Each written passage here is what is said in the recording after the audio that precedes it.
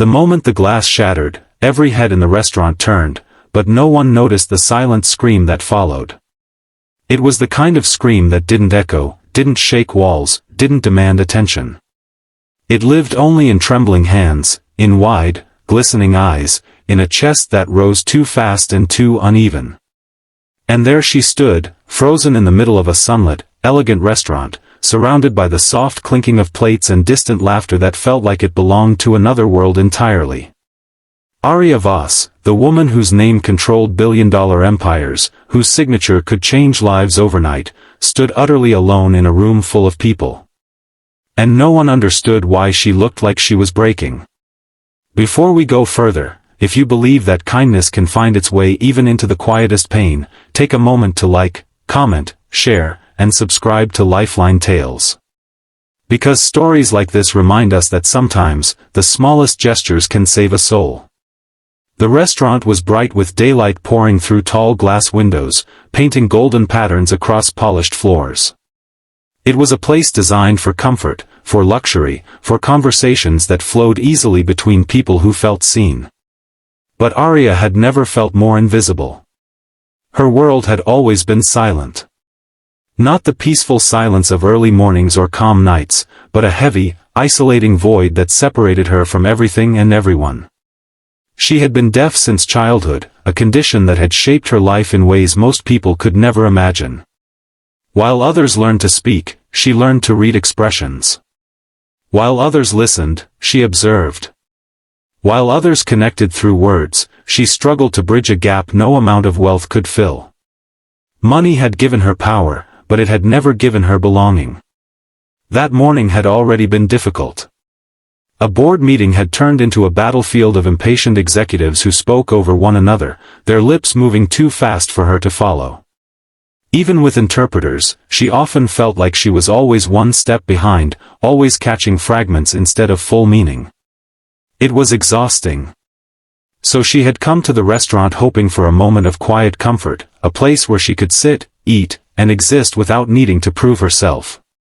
But peace had other plans. When the waiter accidentally knocked over a tray near her table, the sudden vibration startled her.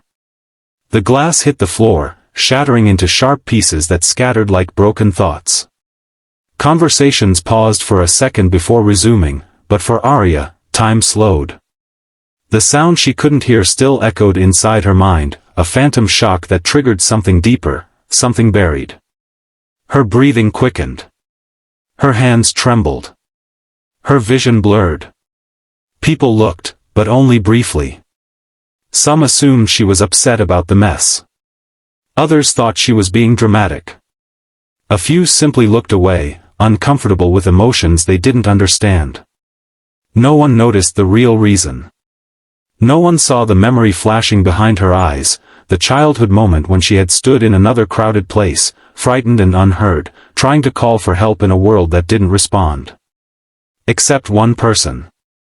From across the room, a man paused mid-step, balancing a tray in one hand.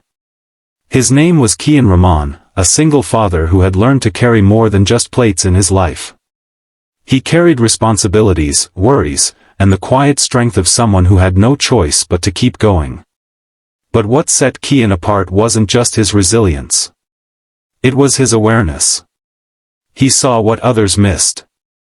He noticed the way Arya's shoulders tightened, the way her fingers curled inward as if trying to hold on to something slipping away, the way her eyes searched desperately, not for help in the usual sense, but for understanding. And in that instant, he knew. He set the tray down without hesitation and walked toward her, not with urgency that might startle her further, but with a calm, steady presence. The kind that said, "You're safe. I see you." When he reached her, he didn't speak. Instead, he gently raised his hands and began to sign. Simple, clear, deliberate movements. "Are you okay?" The world seemed to stop.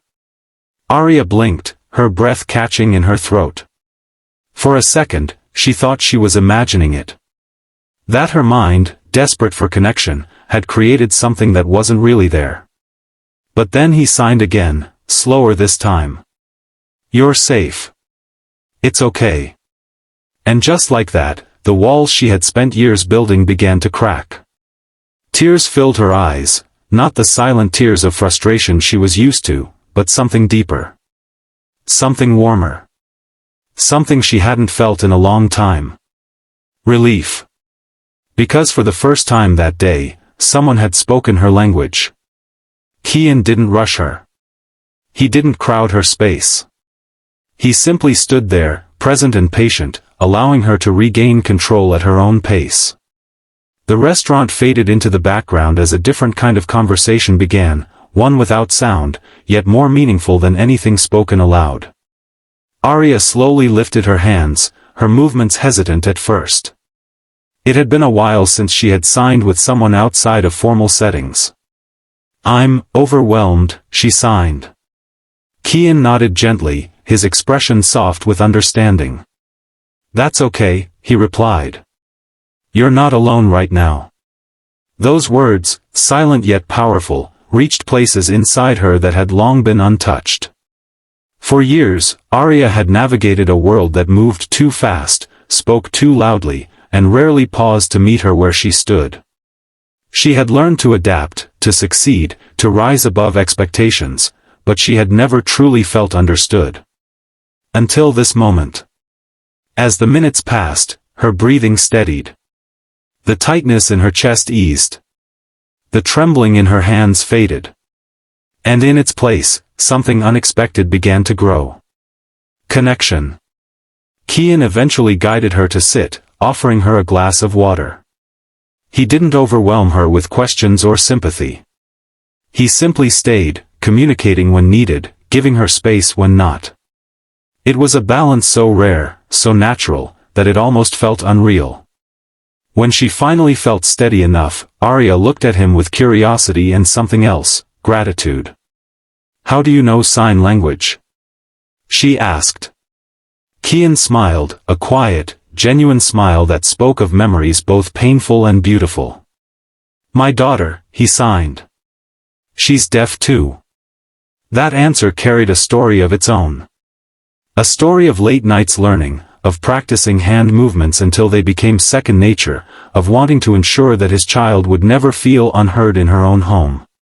And in that moment, Arya saw something she hadn't expected to find in a place like this. Not just understanding, but shared experience. The rest of the afternoon unfolded differently than she had imagined. What started as a moment of panic turned into something deeply human. They talked, really talked, in a way that went beyond business titles and surface-level interactions. She learned about his daughter, Liana, a bright and curious little girl who loved drawing stories instead of telling them. She learned about his struggles, balancing work and parenthood, facing challenges without complaint. And he learned about her, not the billionaire the world saw, but the girl who had grown up feeling isolated, who had fought to build a life where she could stand strong despite everything. By the time the sunlight began to soften, casting longer shadows across the restaurant floor, something inside Arya had shifted. For years, she had believed that her world would always be separate, always just slightly out of sync with everyone else's. But Kian had shown her that connection wasn't about how loudly you could speak. It was about how deeply you could understand. Before she left, she paused at the entrance, turning back toward him. There was so much she wanted to say, but instead, she chose something simple. Something true. "Thank you," she signed. Kian nodded, his expression warm. "Anytime." Days passed, but the memory stayed. It lingered in her mind, not as a fleeting moment, but as a turning point. And